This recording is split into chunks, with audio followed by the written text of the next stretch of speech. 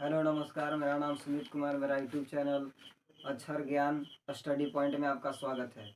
यदि अगर इस स्टडी पॉइंट पे अगर आए हैं यूट्यूब चैनल पर तो ज़्यादा से ज़्यादा शेयर करने का प्रयास करें और लाइक, सब्सक्राइब और बेल आइकन को दबाना ना भूलें, ताकि जो हम नए नए वीडियो बनाएं आप तक पहुंचने का प्रयास करें। चलिए हम लोग इसे फर्स्ट लेसन में हम लोग पढ़ाए थे, मतलब कि फर्स्ट क्लास में पढ़ाए थे, मतलब कि सब का हम लोग बताए थे थ्योरी। यानी हम लोग थ्योरी बताए थे, मतलब कहने का मतलब है कि एक जगह लेके आए थे कि संख्या कितने प्रकार के होते हैं, यानी डायग्राम के माध्यम से हम लोग देख रहे थे इससे पिछले क्लास में। आज लेक्चर नंबर 2 आज होगा। चलिए तो 2 में देखिए संख्या के बारे में दिया गया है। यानी संख्या क्या है। तो संख्या गिनने, मापने और नामकरण के लिए प्रयुक्त होने वाली गणनीय वस्तुओं को संख्या कहते हैं। यानी कहने का मतलब है कि संख्या गिनने और मापने और नामकरण के लिए प्रयुक्त होने वाले गणितीय वस्तुओं को संख्या कहते हैं। गणित, यहाँ देखिए स्टार का चिन्ह लगाया हुआ है। यह है कि गणितीय में गणितीय में कुल मिलाकर 0, 1, 2, 3, 4, 5, 6, 7, 8, 9 ये सब 10 अंक होती है। ये सब हम लोग गणित में इसका यूज करते हैं। जैसे आप मोबाइल फोन देखे होंगे, यानी कि 0 से लेकर के 9 तक आपका दिखता होगा। उसी अंक से हम लोग पूरा एक से एक मतलब नंबर टाइप कर देते हैं। चलिए तो देखिए, सबसे पहले होता है संख्या 2 प्रकार के होते हैं। संख्या 2 प्रकार के होते हैं। यानी संख्या जो होता है यह 2 प्रकार का होता है। कितने प्रकार के? 2 प्रकार का होता है। पहला है परिमेय संख्या और दूसरा है अपरिमेय संख्या। तो अब हम देखते हैं कि परिमेय संख्या क्या है। परिमेय संख्या यानी वैसी संख्या जो p/q के रूप में लिखा जा सके, जहां q बराबर नॉट इक्वल टू 0, यानी q कभी 0 नहीं होना चाहिए, तब हम उसको बोलेंगे परिमेय संख्या। जैसे 1, 5, 6, 5/3, 2/√4, √16/25, √25/49 इत्यादि। यानी कहने का मतलब है कि एक बात और समझते हैं कि वैसी संख्या जो p/q के रूप में लिखा जा सके, जहां q बराबर नहीं होना चाहिए 0, उसको हम लोग परिमेय संख्या कहते हैं। अब आते हैं, चलिए परिमेय संख्या हम लोग पढ़ लिए। अब आते हैं अपरिमेय संख्या। अपरिमेय संख्या किसे कहते हैं? यह क्या है? वैसी संख्या जो p/q के रूप में न लिखा जा सकता है वह अपरिमेय संख्या कहलाता है। जहां, इसमें भी देखिए, जहां q बराबर नहीं होना चाहिए 0।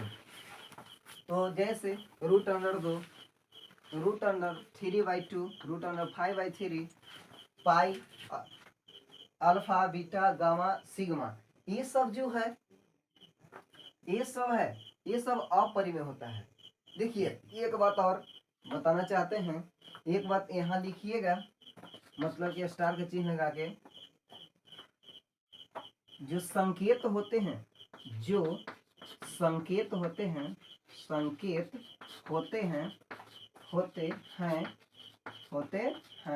वह अपरिमेय कहलाते हैं।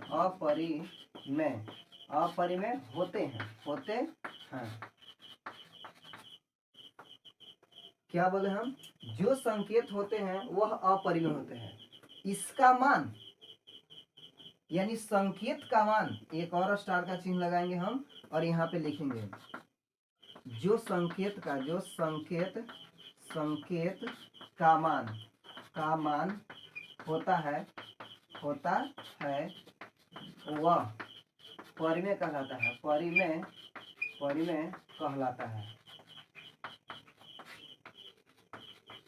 परिमेय कहलाता है या परिमेय होता है। जैसे देखिए, तो हम लोग पाई की बात करते हैं। क्या हम लोग पाई की बात करते हैं? तो इसको अगर ये पाई ये क्या है? अपरिमेय है। लेकिन इसका मान देखते हैं, इसका मान होता है 22/7। अगर दशमलव में लेकर के चलेंगे 3.14 होगा। अगर इसको डिग्री में करते हैं तो 180 डिग्री होगा। यानी ये सब क्या है, ये सब क्या है, ये सब हो गया परिमेय। क्योंकि परिमेय, ये परिमेय हो गया, लेकिन ये क्या है, ये हो गया अपरिमेय। अपरिमेय, ये है अपरिमेय। देखिए हम बताएं कि जो संकेत होता है उसको बोलते हैं अपरिमेय, इसका मान होता है वो क्या होता है, परिमेय होता है। अब आगे चलते हैं, परिमेय संख्या कुछ नोट में हम आए हैं लेकर के। परिमेय संख्या और अपरिमेय संख्या का योगफल, योगफल का मतलब होता है जोड़ना, योगफल का मतलब होता है जोड़ना, हमेशा क्या होता है, अपरिमेय होता है। क्या, अपरिमेय होता है। जैसे एग्जाम्पल देख लीजिए, जैसे में मान के चलिए कि √3 + 2 ये क्या है, ये अपरिमेय होगा। क्या, अपरिमेय, अपरिमेय, अपरिमेय होगा, यह अपरिमेय होगा। चलिए इसके बाद हम लोग देखते हैं, यहाँ तक हम लोग देख चुके थे, और इसके बाद यहाँ पे आते हैं, ये है अपरिमेय और परिमेय और अपरिमेय का घटाव, यानी माइनस करते हैं तो हमेशा अपरिमेय होता है। देखिए इसका भी एग्जाम्पल दे देते हैं। जैसे इसका एग्जाम्पल यहाँ पे देते हैं, कहाँ, यहाँ देते हैं इसका एग्जाम्पल, यानी 3 - √4, ये क्या है, ये अपरिमेय हुआ नहीं, यह परिमेय हो गया। मान के चलिए कि यहाँ पे अगर हम गुने √2 दे देते हैं, अगर इसको करते हैं, नहीं कराइए, 3 - √5, ये क्या है, यह एक परिमेय है और एक अपरिमेय है, लेकिन इसका घटाव क्या होगा, हमेशा क्या होगा, आप लोग कभी बताए हैं क्या होगा, हमेशा क्या होगा, अपरिमेय, अपरिमेय, अपरिमेय होगा। अब देखिए फिर 3 नंबर है कि परिमेय संख्या और अपरिमेय संख्या का भाग हमेशा क्या होता है, अपरिमेय होता है, हमेशा अपरिमेय होता है। क्या, अपरिमेय होता है। देख लीजिए, जैसे यहाँ पर देखा जाए, जैसे √3/4, ये क्या होगा, अपरिमेय। और नहीं तो या 3/√5, ये क्या है, भाग में है, ये क्या है, अपरिमेय। ये दोनों क्या है, अपरिमेय, यह है अपरिमेय होगा, यह अपरिमेय होगा। तो आइए आगे चलते हैं। परिमेय संख्या और अपरिमेय संख्या का गुणनफल हमेशा अपरिमेय होता है, यानी गुणनफल अपरिमेय, यानी कि गुना अपरिमेय होता है। तो देखिए इसका भी देख लेते हैं। यानी कहने का मतलब है कि 4 गुने √3, तो इसको होगा 4√3। तो 4√3 क्या है, यह अपरिमेय है। क्या, यह अपरिमेय है, अपरिमेय, यह अपरिमेय है। समझ में आया, यानी कि गुना भी होगा तो अपरिमेय। लेकिन एक ऐसा सिचुएशन है कि वह क्या होता है, वह होता है परिमेय। देख लीजिए यहाँ पे लिखा हुआ है, ये देखिए यहाँ पे, परिमेय संख्या और अपरिमेय संख्या का गुणनफल केवल एक सिचुएशन में परिमेय होता है। वह कौन सा सिचुएशन है, हेलो, कौन सा सिचुएशन है, तो वह सिचुएशन है 0 गुने √3। अगर कर देंगे तो इसका 0 क्या है, यह क्या है, 0 क्या है, 0 परिमेय संख्या है, परिमेय संख्या है, परिमेय संख्या है। तो देखिए इस, हेलो, तो देखा जाए संख्या के बारे में हम लोग अभी पढ़ चुके हैं, अंक गणितीय के बारे में पढ़ चुके हैं, 2 प्रकार के संख्या होता है, इसके बारे में पढ़ चुके हैं, और इसके बारे में संख्या के बारे में पढ़ चुके हैं, अपरिमेय संख्या, इसके बारे में जैसे में देख लिए अपरिमेय। और इसका जो 4 है, 5 गो स्टेप है, जो इस स्टेप के माध्यम से आपको बताया गया है। और अब इसके आगे हम लोग परिमेय अपरिमेय का जानेंगे कि किस तरीका से होता है। इससे पहले बोर्ड अब साफ कर देते हैं। इससे पहले हम लोग परिमेय अपरिमेय के बारे में पढ़ चुके थे और उसका प्रकार के बारे में जानते हैं। तो देखिए, परिमेय संख्या दो प्रकार के होते हैं। परिमेय संख्या कितने प्रकार के होते हैं? दो प्रकार के। पहला है भिन्न। कह रहा है कि भिन्न वह संख्या होती है जिसका उपयोग किसी पूर्णांक संख्या को बराबर, क्या बोले कि भिन्न वह संख्या होती है जिसका उपयोग किसी पूर्ण संख्या को बराबर भागों में विभाजित करने के लिए किया जाता है। बराबर भागों में विभाजित करने के लिए किया जाता है, उसको क्या बोलते हैं? भिन्न बोलते हैं। जैसे 1/8, 2/5, 7/9, 3/8, 6/7 इत्यादि और हो सकते हैं। आपके ऊपर डिपेंड करता है कि हम कहाँ तक ले जाते हैं, लेकिन हम यहीं तक छोड़ देते हैं। अब आते हैं पूर्णांक। क्या? पूर्णांक। तो पूर्णांक है धनात्मक, ऋणात्मक और शून्य को सम्मिलित कर देने से या शून्य को सम्मिलित करने से वह पूर्ण संख्या प्राप्त होती है। क्या? पूर्ण संख्या नहीं, सॉरी, पूर्णांक संख्या प्राप्त होती है। क्या? पूर्णांक संख्या प्राप्त होती है। तो देखिए, हम क्या बोले, परिभाषा क्या है? धनात्मक। यहां से लेकर के यह क्या है? धनात्मक। यहां से लेकर के क्या है? धनात्मक। लेकिन यहां से लेकर के यहाँ क्या है? यह ऋणात्मक। यहां से लेकर के क्या है? ऋणात्मक। और शून्य को शामिल कर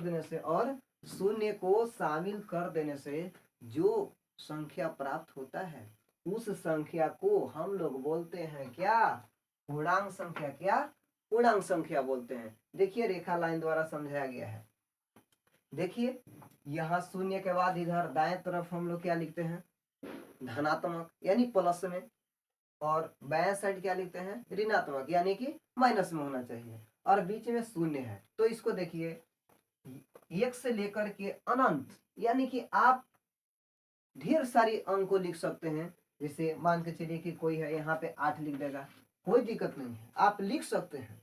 9 लिख सकते हैं, 10 लिख सकते हैं, 11, 12 जो भी लिखना है वो लिख सकते हैं। लेकिन 1 से जितना भी झड़ जाएगा ये सब उसका मान होगा प्लस में होगा। क्या? प्लस में होगा। लेकिन शून्य से इस साइड जितना होगा, जिससे मान के चलिए कि यहाँ -6 हो गया, इसको क्या लिख सकते हैं? हम लोग लिख सकते हैं ऋणात्मक संख्या। ये क्या है? ऋणात्मक संख्या। यहाँ से लेकर के यह संख्या क्या है? ऋणात्मक संख्या है। लेकिन यहाँ से लेकर के यहाँ किस संख्या में आएगा? तो धनात्मक संख्या में। यहाँ ये इसके बारे में यहाँ लिखा हुआ है, कह रहा है कि शून्य न तो सकारात्मक है, शून्य न तो सकारात्मक है और नहीं तो नकारात्मक है, यानी कि शून्य न प्लस में है न माइनस में, यानी बीचों बीच है। और इसके बाद भिन्न के निम्नलिखित प्रकार, यानी कि भिन्न के निम्नलिखित प्रकार, यानी कि नीचे लिखा गया कि कितने भागों में भिन्न है, कितने प्रकार के भिन्न है, वो हम बताना चाहते हैं। पहला है साधारण भिन्न। तो यह साधारण भिन्न, ये क्या है? साधारण भिन्न। क्या? साधारण भिन्न। एक साधारण भिन्न एक परिमेय संख्या होती है। एक साधारण भिन्न भी एक क्या है? परिमेय संख्या होती है, जिसे एक पूर्णांक अंश एक पूर्णांक अंश भिन्न बराबर सूत्र क्या होता है? भिन्न। क्या? भिन्न बराबर सूत्र होता है अंश बटे हर। अंश बटे हर। अंश बटे क्या होता है? बोलिए। अंश बटे हर होता है। अंश बटे हर, यह परिभाषा हुआ। यानी भिन्न बराबर है अंश बटे हर।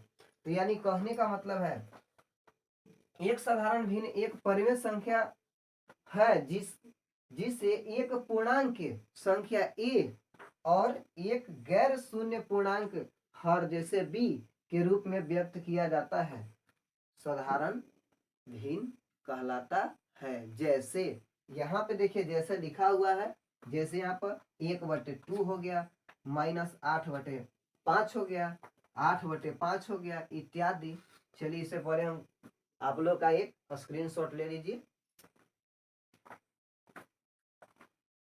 हम लोग साधारण भिन्न के बारे में पढ़ चुके थे। अब इसका प्रकार है दूसरा, यानी दूसरा नंबर प्रकार है उचित भिन्न, यानी कि उचित भिन्न।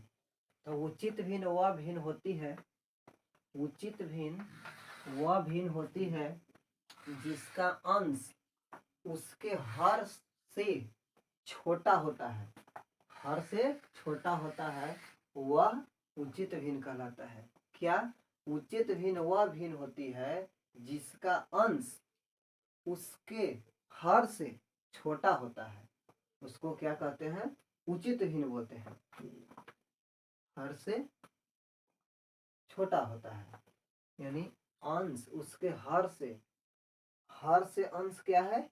छोटा है। देखिए अंश ऊपर वाला है, हर नीचे वाला है, इससे क्या है? बड़ा है, इससे क्या है? छोटा है। जैसे 5/2 हो गया, 3/7 हो गया, 8/17 हो गया, 3/4 हो गया, 6/9 हो गया इत्यादि। इस अब यहाँ पे है, अब इसके बारे में पढ़ते हैं।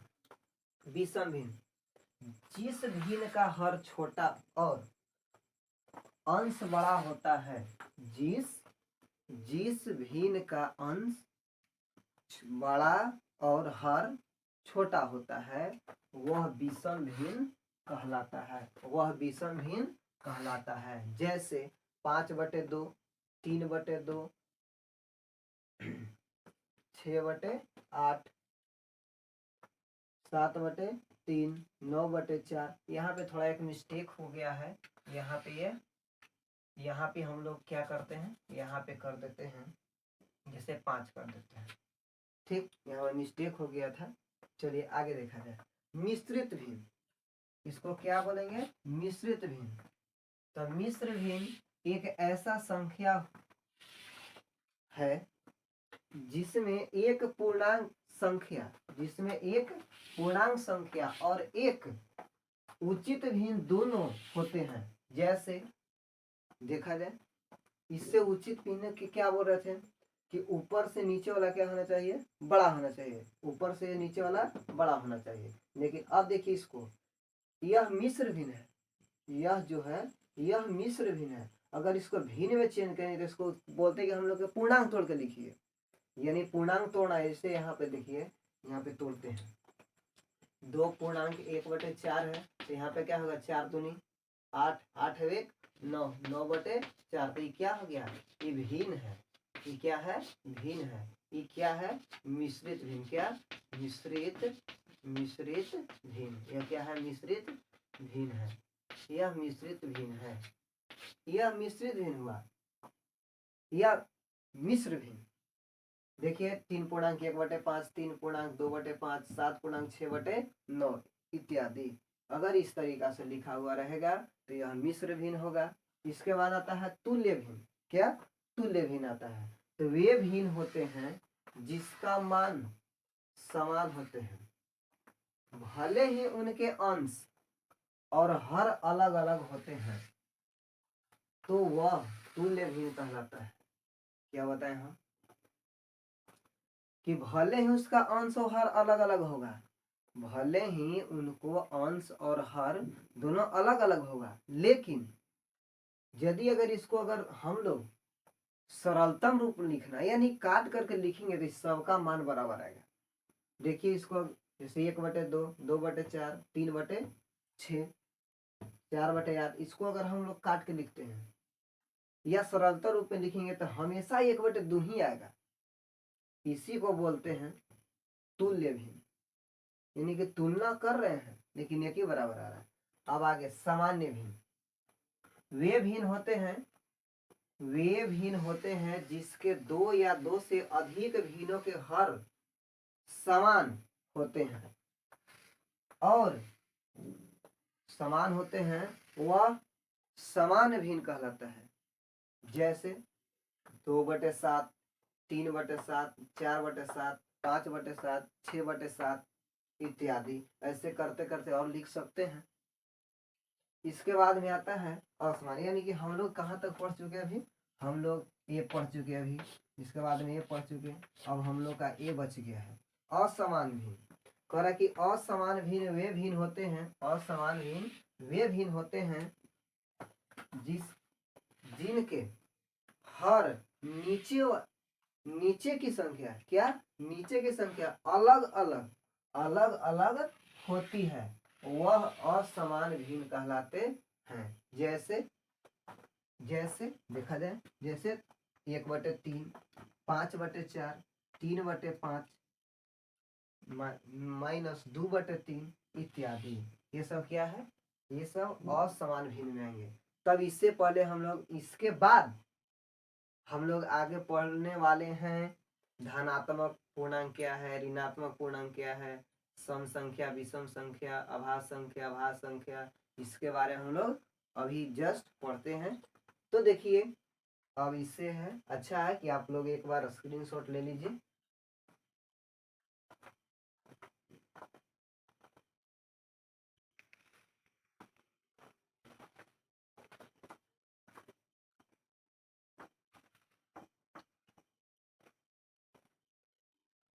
चलिए, इससे पहले हम लोग भिन्न के प्रकार पढ़ चुके थे। अब आते हैं हम लोग धनात्मक पूर्णांक किसे कहते हैं, ऋणात्मक पूर्णांक किसे कहते हैं, इसके बाद में आता है प्राकृत संख्या किसको बोलते हैं, इसके बाद में पूर्णांक पूर्ण संख्या किसको बोलते हैं, सम संख्या, विषम संख्या, अभाज्य संख्या के बारे में हम लोग अभी जानते हैं। कह रहा है कि धनात्मक पूर्णांक, कह रहा है कि धनात्मक पूर्णांक वे पूर्णांक संख्याएं होती है जो शून्य से बड़ी होती है। धनात्मक पूर्णांक वे संख्या होते हैं जो शून्य से बड़ी होती है। उस संख्या क्या बोलेंगे हम लोग, जैसे 1 2 3 4 5 6 7 8 इन्फिनिटिव यानी अनंत तक। अब देखिए यहाँ पे ऋणात्मक संख्या यानी कि ऋणात्मक, इससे पहले हम लोग ये देख लिए हैं ऋणात्मक संख्या। ऋणात्मक पूर्णांक वे संख्या होती है, ऋणात्मक पूर्णांक वे संख्या होती है जिसका मान शून्य से कम होता है, जिसका मान शून्य से कम होता है, उस संख्या को क्या बोलते हैं, ऋणात्मक पूर्णांक बोलते हैं। उस संख्या क्या बोलते हैं, ऋणात्मक पूर्णांक बोलते हैं। जैसे -1, -2, -3, -4, -5, -6, -7, -8 डॉट डॉट करते करते करते करते माइनस इन्फिनिटिव। क्या है ये, यह माइनस इन्फिनिटिव लिखा हुआ है, समझे बात को, यह माइनस इन्फिनिटिव। इसके बाद में आता है प्राकृत संख्या। प्राकृत संख्या बोलते हैं गिनती की संख्या को प्राकृत संख्या बोलते हैं। क्या, गिनती की संख्या को प्राकृत संख्या बोलते हैं। जैसे 1 2 3 4 5 6 7 8 9 10 डॉट डॉट करते करते चला गया कहाँ, इन्फिनिटी तक। इसके बाद में आता है क्या, इसके बाद में आता है पूर्ण, यानी प्राकृत संख्याओं के पहले शून्य लगा देने से जो संख्या प्राप्त होता है उस संख्या क्या बोलते हैं, पूर्ण संख्या बोलते हैं। उस संख्या क्या बोलते हैं, पूर्ण संख्या बोलते हैं। देखिए, प्राकृत संख्याओं में शून्य को शामिल या मिलाने पर जो संख्या प्राप्त होता है उस संख्या को हम लोग क्या बोलते हैं, पूर्ण संख्या बोलते हैं। क्या संख्या बोलते हैं, पूर्ण संख्या बोलते हैं। जैसे देखिए, प्राकृत संख्या ये है, क्या प्राकृत संख्या ये है, और शून्य लगा देने से, इससे पहले हम लोग शून्य लगा दिए हैं, इस संख्या को क्या बोलेंगे, पूर्ण संख्या बोलेंगे। अब आते हैं, इसके बाद आते हैं सम संख्या। क्या, सम संख्या वैसी संख्या जो 2 से पूर्णतः विभाज्य हो, वैसी संख्या जो 2 से पूर्णतः विभाज्य हो, उस संख्या को हम लोग बोलते हैं क्या, सम संख्या। उस संख्या क्या बोलते हैं, सम संख्या। वैसी संख्या जो, क्या, वैसी संख्या जो 2 से पूर्णतः विभाज्य हो, उस संख्या को क्या बोलेंगे हम लोग, सम संख्या बोलेंगे। क्या, सम संख्या। जैसे हो गया 2 4 6 8 10 12 14, ऐसे डॉट डॉट डॉट डॉट करते करते आ गया कहाँ, इन्फिनिटिव यानी अनंत तक आप लिख सकते हैं। इसके बाद में आता है क्या, विषम संख्या। वैसी संख्या जो, क्या, वैसी संख्या जो 2 से पूर्णतः विभाज्य न हो, वैसी संख्या जो 2 से पूर्णतः विभाज्य न हो, उस संख्या को हम लोग क्या बोलेंगे, उस संख्या को हम लोग बोलेंगे क्या, विषम संख्या। उस संख्या क्या बोलेंगे हम लोग, विषम संख्या। जो 2 से पूर्णतः विभाज्य न हो, उस संख्या को हम लोग बोलेंगे विषम संख्या, जैसे 1 3 5 7 9 11 13 15 17 19 डॉट डॉट करते करते इन्फिनिटी, ये भी अनंत तक जाएगा। ठीक, आपके ऊपर डिपेंड करता है, हम 19 से तक लिख के छोड़ दिए हैं, आप आगे इससे और लिख सकते हैं। जैसे अब आता है अभाज्य संख्या, क्या अभाज्य संख्या, वैसी संख्या, क्या वैसी संख्या जो एक और अपने आप से विभाज्य हो, वैसी संख्या जो एक और अपने आप से विभाज्य हो, उस संख्या को क्या, उस संख्या को हम लोग बोलेंगे क्या, अभाज्य संख्या। उस संख्या क्या बोलेंगे, अभाज्य संख्या। जैसे 2 3 5 7 11 13 17 19 डॉट डॉट करते करते ये भी कहाँ जाएगा, ये भी अनंत तक जाएगा, ये भी कहाँ जाएगा, अनंत तक जाएगा। कहाँ तक, अनंत तक जाएगा। तो ये सारी संख्याएं हैं, और इसके बाद हम लोग पढ़ेंगे, तो हम चाहेंगे कि आप लोग इसको स्क्रीनशॉट लेने का प्रयास करें।